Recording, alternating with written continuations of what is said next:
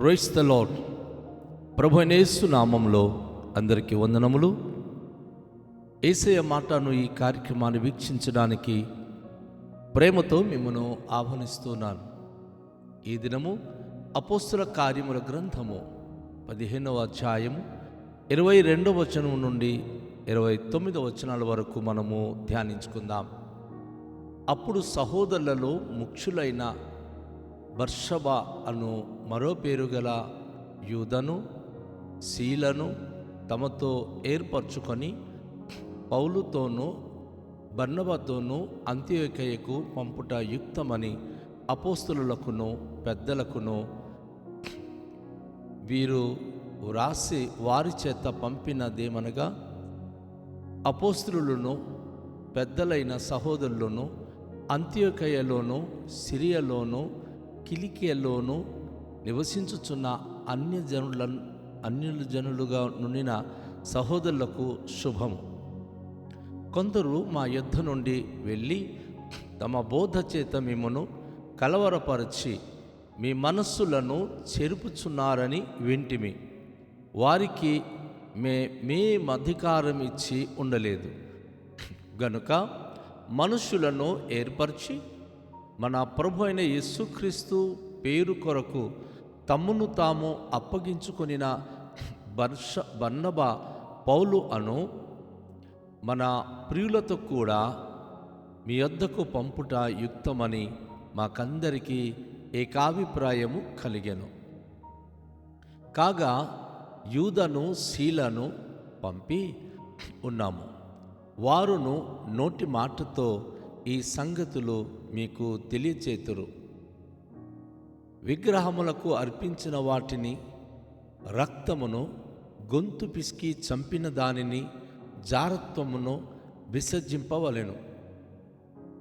ఈ అవశ్యమైన వాటికంటే ఎక్కువైన ఏ భారమును మీ మీద మోపకూడదని పరిశుద్ధాత్మకును మాకును తోచెను. వీటికి దూరముగా ఉండుటకు జాగ్రత్త పడితిరా, అది మీకు మేలు, మీకు క్షేమము కలుగునుగాక. ప్రభునందు ప్రియమైన వాళ్ళారా, ఈరోజు మనము చూస్తున్నాం ఒక సంఘములో పరిశుద్ధులు, అపోస్తలులు, పెద్దలు ప్రభు కొరకు నిత్యము ప్రార్థన చేస్తూ ఉన్నటువంటి ముఖ్యమైనటువంటి వారు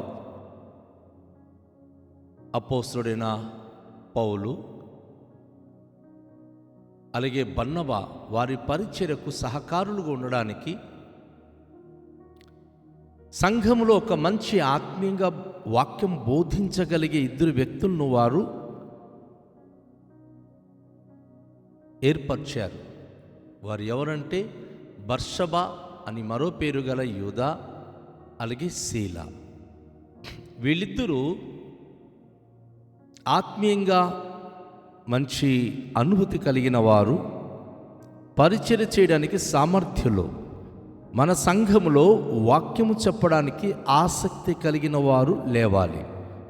పరిచర్య చేయడానికి ఆసక్తి కలిగిన వారు, అనేక మందికి శుభవార్త ప్రకటించే సామర్థ్యత కలిగిన వారు కావాలి.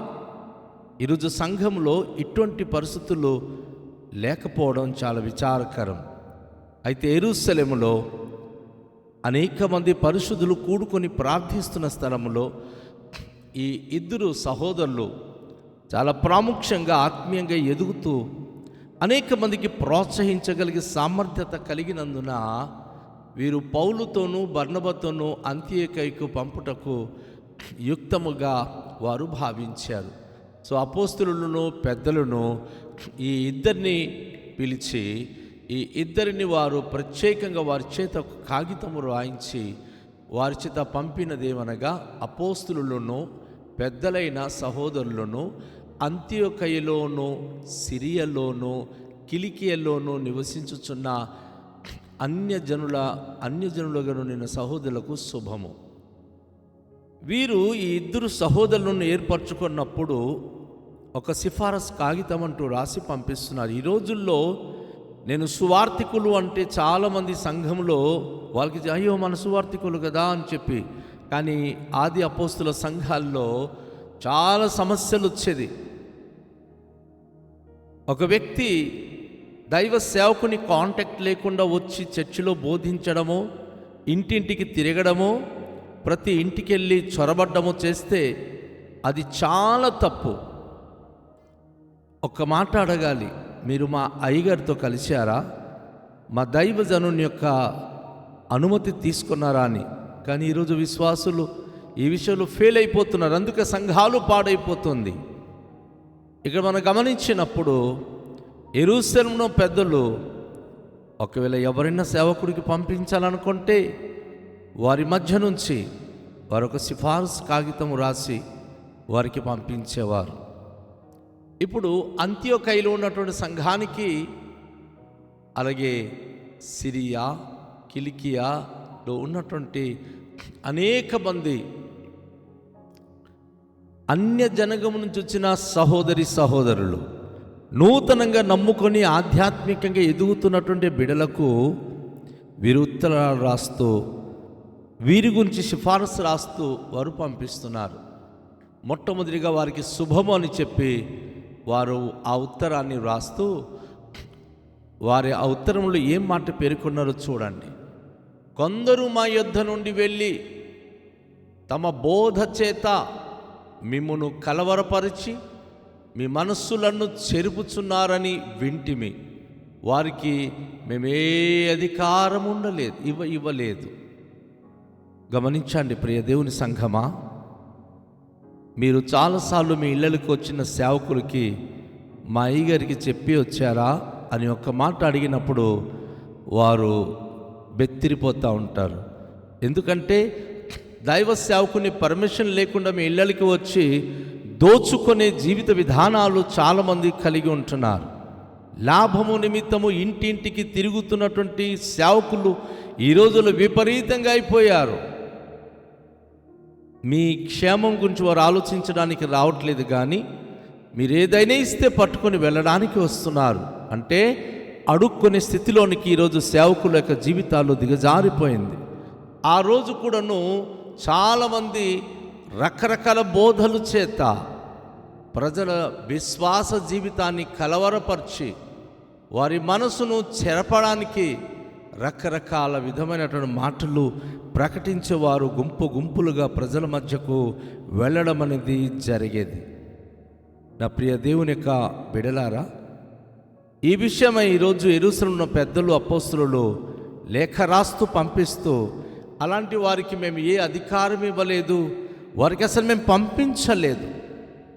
అవును, సంఘము పంపించకుండా, దేవుని సేవకుడు పంపించకుండా ఎవరైనా సేవకుడని మీ ఇంటి దగ్గరికి వచ్చి ప్రార్థన, అయ్యా రండి అయ్యా ప్రార్థన చేయండి అయ్యా అని మీరు పిలవడం, అది మీ బుద్ధిహీనత.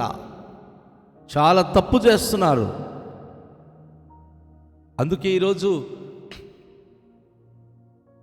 సేవకులు గద్దిస్తూ, ఈ విధమైన పరిస్థితులు ఉండకూడదు, మీ అయ్యగారు ఎంతో శ్రమించి ఒక ఆధ్యాత్మికత స్థితిలో మేము నడిపించాలని ఎన్నో బాధపడుతూ ఉంటాడు. కానీ ఎవరో దారిన పోతున్నటువంటి వ్యక్తి మీ ఇంటికి వచ్చి సేవకుడు గురించి విరుద్ధంగా మాట్లాడతాడు, సంఘం గురించి విరుద్ధంగా మాట్లాడతాడు. ఆయన వాక్యం చెప్పేది ఏమీ లేదు, కానీ వాళ్ళు మాట్లాడినప్పుడు మీకు చాలా బాగా వినాలనిపిస్తుంది కదూ. ఆ మాట ద్వారా మీ విశ్వాసము భ్రష్టులైపోతారు. దాని ద్వారా ఆధ్యాత్మికంగా మీరు దిగజారిపోతారు. ప్రియ సోదరి, ప్రియ సహోదరుడా, ఎప్పుడు అలాంటి పరిస్థితిలో మీరు దిగజారిపోకూడదని ప్రభు పేరట మీకు తెలియచేస్తూ ఉన్నాను. ఇక్కడ వారు సిఫారసు కాగితాలు రాస్తూ వారు ఏమంటున్నారు, గనుక మనుషులను ఏర్పరిచి మన ప్రభువైన యేసుక్రీస్తు పేరు కొరకు మిమ్మును తమ్మును తాము అప్పగించుకునిన బర్నబాను, పౌలును అను ఆ సేవకులు మీ మధ్యకు ఆల్రెడీ వచ్చి ఉన్నారు. మన ప్రియులతో కూడా మీ వద్దకు పంపుట యుక్తమని మాకందరికీ ఏకాభిప్రాయము కలిగెను. ఎవరిది? యూదాను, శీలను మేము పంపి ఉన్నాము. మేము కేవలం ఇచ్చిన కాగితాన్ని బట్టి కాదు, కానీ వారు తమ సాక్ష్యము కూడా మీతో పంచుకోబోతున్నారు. మేము ప్రత్యేకంగా వారికి ఏర్పరచుకున్నాం. వారు ప్రభు కొరకు బలమైన సాక్షులుగా, ప్రభు పరిచర్లో వారు వాడబట్ట కొరకు వారికి మేము ఏర్పరచుకొని పౌలు శీలతో కలిపి వారిని మీ యొద్దకు పంపిస్తున్నాము. వారు ఉన్నప్పుడు మీరు జాగ్రత్తగా వారి వాక్యమును విని సహవాసములో ఆత్మీయంగా మీరు బలపడాలని మరి వారికి లేఖ రాస్తా ఉన్నాడు. నా ప్రియ సహోదరి, నా ప్రియ సహోదరుడా, మీ దైవజనుని అనుమతి లేకుండా ఎవరైనా మీ ఇంటి వద్దకు వచ్చినప్పుడు వారికి మీరు ప్రేమ చూపి భోజనాలు పెట్టి ఆదరిస్తే వారు తరచుగా వస్తారు. లేనిపోని మాటలు మీతో మాట్లాడతారు. ఒకలా మాటల ద్వారా మీకు క్షేమము కలుగుతుందా అని ఆలోచించండి. లేనిపోని మాటలు చెప్పడం ద్వారా మీ విశ్వాసము తరిగిపోతుంది. మీ సేవకునికి తన విరుద్ధంగా మీకు చాలా మాటలు వినబడుతుంది. దాని ద్వారా మీ సేవకుని మీద మీకు మనస్సు విరిగిపోతుంది.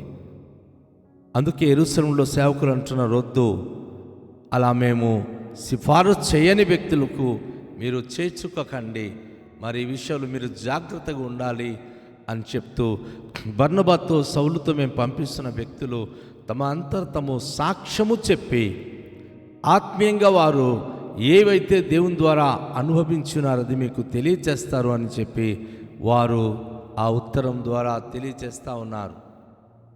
దేవునికి ప్రియ బిడ్డలారా, ఈ విషయాలు మనం చాలా జాగ్రత్త ఆలోచించాలి. వారు కేవలం చెప్పడమే కాకుండా ఒక ప్రత్యేకమైన విషయం సంఘానికి తెలియచేస్తున్నారు. ఎందుకంటే సంఘములో పరిశుద్ధులైనటువంటి వారు చెప్పినటువంటి మాట కాకుండా రకరకాల విధమైన భిన్నాభిప్రాయాలతో మాట్లాడే మాటలు ఈరోజు సంఘంలో విపరీతంగా చెలరేగుతుంది. ఇక్కడ ఒక విశ్వాసి అపవిత్రత పరచబడ్డానికి 4 కారణాలు ఇక్కడ వారు తెలియచేస్తున్నారు. ఒకటి, విగ్రహ సంబంధమైన వాటికి మీరు విసర్జించండి. విగ్రహార్పితమైనటువంటి వాటిని తినకూడదు. విగ్రహానికి సంబంధించిన వాటిని మీరు పాల్గొనకూడదు. విగ్రహార్పితమైనటువంటి వాటిలో మీరు మీ యొక్క పరిస్థితిని ఏమాత్రం వారికి జోడుగా మీరు ఉండకూడదు. అలాగే రక్తము మీరు తినకూడదు. గొంతు పిసికిన దానిని మీరు తినకూడదు. జారత్వమును మీరు విసర్జించాలి అని వారికి హెచ్చరించండి అని చెప్పి మరి బర్నబా, పౌలు తెలియచేశారు. ఇప్పుడు వెళుతున్నటువంటి యూదా అలాగే శీలకుడను వారికి తెలియచేయడానికని వారిని పంపడం జరిగింది. ఈ ఆవశ్యమైనటువంటి వాటికంటే ఎక్కువైన ఏ భారమును మీ మీద మోపకూడదని పరిశుద్ధాత్మకును మాకును తోచెను. వీటికి దూరంగా ఉండుటకు జాగ్రత్త పడితిరా, అది మీకు మేలు, మీకు క్షేమము కలుగును గాక. ఇక్కడ ఆ ఉత్తరము ద్వారా వారు ఏవైతే అపవిత్రత దానిని ఖండిస్తూ ఏదైతే దేవుని యొక్క వాక్యాన్ని బట్టి మీరు జాగ్రత్తగా జీవిస్తారో అది మీకు మేలును అలాగే మీకు క్షేమమును అని వారు తెలియచేస్తూ వారికి ఈ యొక్క ఉత్తరము రాశారు. కనుక నా ప్రియ సంఘమా, నా ప్రియ దేవుని బిడలారా, ఎవరు పడితే వాళ్ళు చేదో చెప్తే అది విని గందరగోళం కావడం అది బుద్ధిహీనత. అది ఎప్పుడు అలా చేయకూడదు. మీ దైవజనుడు చెప్పే మాటలు వినండి. సందేహం వస్తే మీ దైవజనుడికి మీరు అడగండి. దాన్ని బట్టి ఆత్మీయంగా మీరు మేలు పొందగలరు. రండి, తలలుంచుకొని ప్రార్థన చేద్దాం. మిక్కిలి దయగల పరలోకపు తండ్రి, మీ పరిశుద్ధ నామానికి స్తోత్రాలు. ఈ ఉదయకాశ్రమంలో ఎలా ఉండాలో ఎలా ఉండకూడదో మీరు మాకు నేర్పించారు. ఆ విధంగా మేము జీవిస్తూ మీ వాక్యానికి లక్ష్యముంచి నీ వాక్యం బట్టి జీవించే భాగ్యం అనుగ్రహించండి. ప్రతి ఒక్క బిడ్డలను మీరు ఆశీర్వదించి మహిమ ఘనత ప్రభావములు మీరే పొందుకునమని నజరేయుడైన యేసు నామములో ప్రార్థిస్తున్నాము తండ్రి, ఆమేన్. అందరికీ షాలోం. ప్రభు మనలను దీవించునుగాక.